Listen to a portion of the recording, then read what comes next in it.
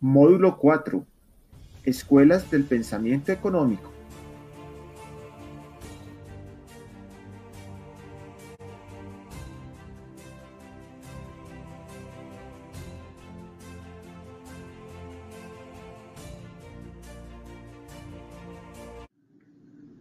La economía y su historia.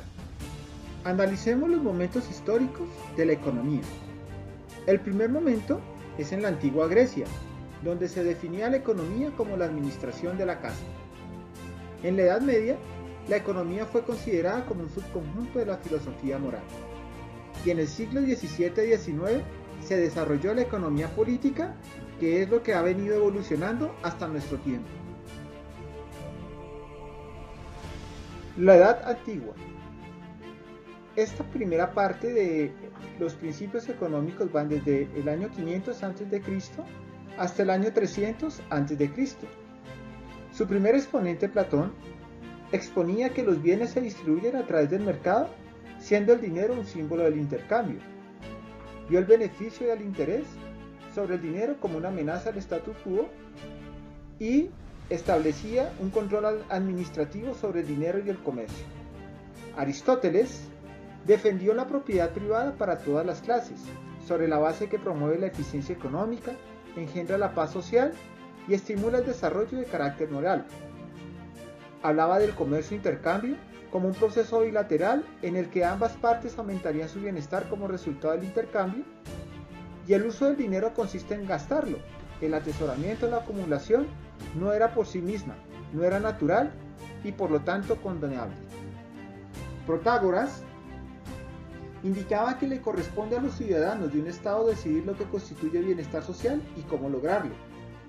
La estabilidad del mercado se establece a través de la participación activa de los participantes del mercado y anticipó el concepto de maximización de la utilidad en función de los recursos.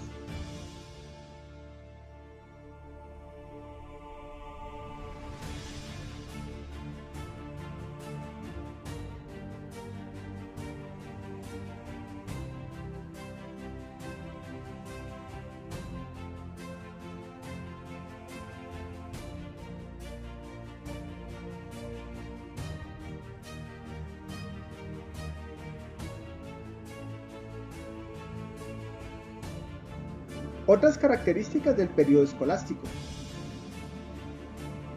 Se cambia el sistema de representación numérica del romano al arábico, producto de las invasiones árabes a Europa. También se caracterizaba por ser un sistema feudal donde el rey era el depositario de todos los derechos de propiedad legal y el objetivo del feudo era la autosuficiencia.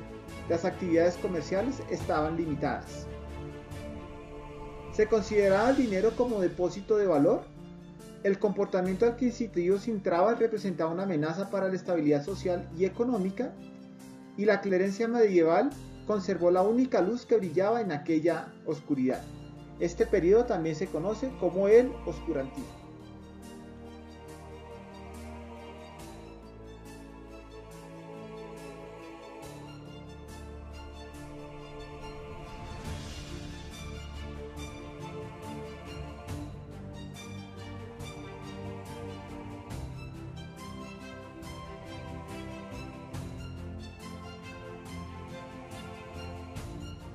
Analicemos la oferta de trabajo según el mercantilismo.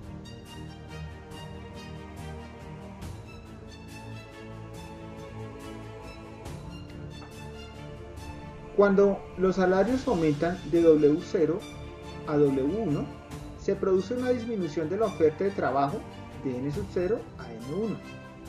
La razón, debido a que los trabajadores prefieren el ocio a una renta adicional. Por eso la forma de la curva. Si ustedes pueden apreciar, este espacio de acá disminuye la cantidad de trabajo que se ofrece en el mercado laboral debido a que las personas van a preferir más ocio. Por eso los mercantilistas consideraban que no era conveniente aumentar el salario, dado que se podía generar una tendencia hacia el ocio por parte de los trabajadores o sirvientes.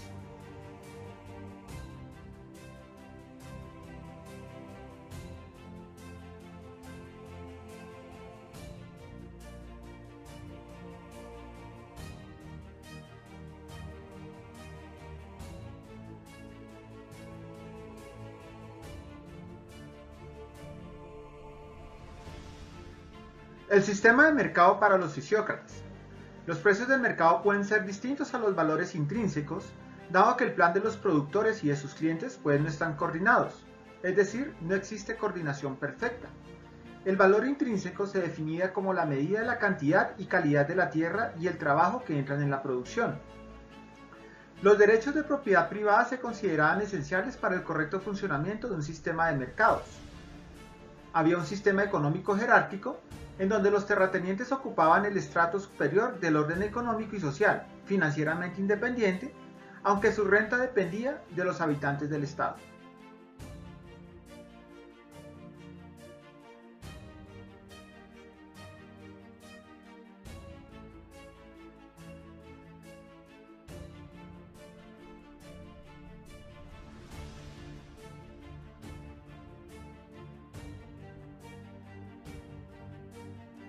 Elementos claves del pensamiento clásico.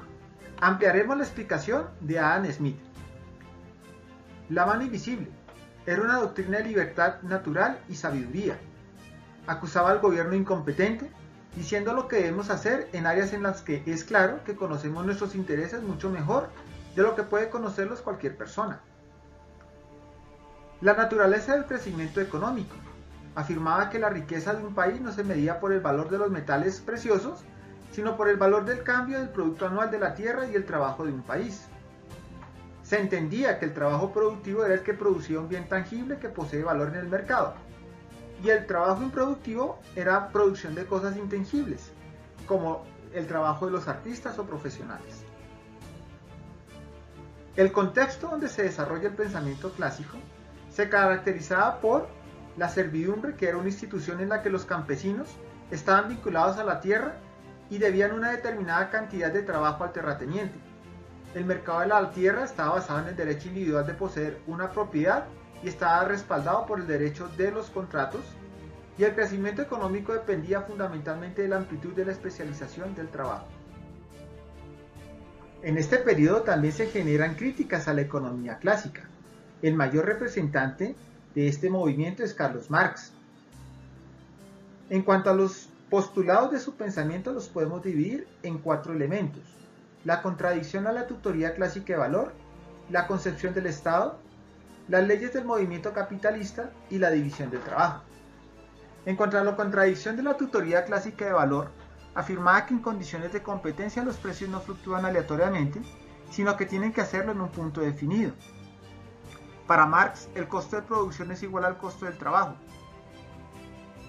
En cuanto a la concepción del Estado, ve a la aparición del Estado como un poder independiente, divorciado de los intereses reales del individuo y de la comunidad. El Estado debe su existencia a las clases ya determinadas por la división del trabajo.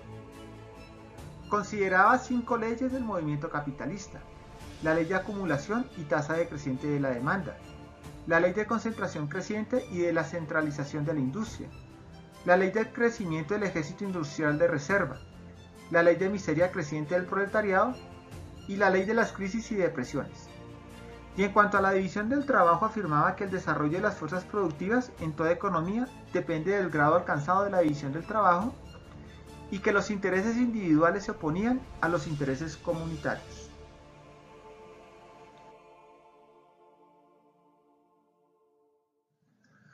John Maynard Keynes, el keynesianismo.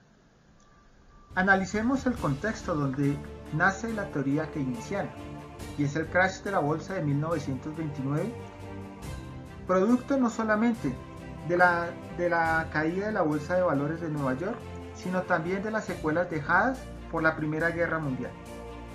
En ese sentido, era claro que las políticas y las inversiones que requerían las economías no las iba a generar el sector privado.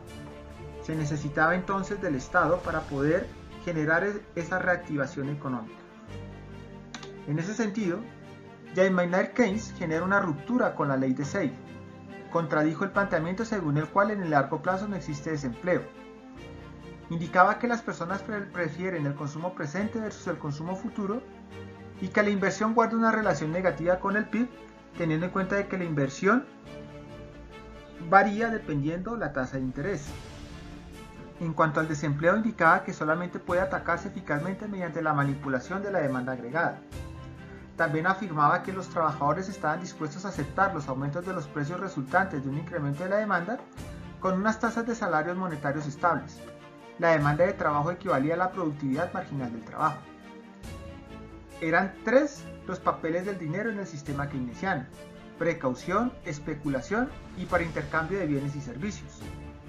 Y en cuanto a la política económica, afirmaba que el gobierno debía usar sus poderes para gravar con impuestos y gastar a fin de influir en el ciclo económico. Indicaba que el gasto público es una inyección directa de inversión pública en el flujo de renta y también que el gasto público podía financiarse con impuestos, por venta de bonos, etc. Sus efectos generadores de renta y empleo de todas estas alternativas debe valorarse y encaminarse hacia una estabilidad económica. Analicemos la teoría keynesiana mediante el siguiente gráfico. En el eje Y encontraremos el consumo y en el eje X la renta disponible. Una primera característica que podemos analizar en este gráfico es la ecuación de demanda o la demanda agregada de un país. Esta tiene pendiente positiva. ¿Por qué? Porque en la medida en que aumenta la renta disponible, aumentará el consumo. Es decir, en la medida en que aumenten los salarios, aumentará el consumo en las familias. ¿Por qué se da esto? De acuerdo a Keynes, por un incremento en el gasto público, que estimula ¿qué? Mayor empleo, mayor renta, lo cual produce más consumo. Esto va a generar un desplazamiento del punto A al punto B, que genera un aumento en la demanda y un incremento en la producción. Este incremento en la producción y en la demanda es idéntico en este punto C. Y se va a seguir incrementando, va a pasar del punto D al punto E y así sucesivamente hasta que haya un nuevo equilibrio en la producción y en la demanda de un país, que la vamos a encontrar en este punto A'.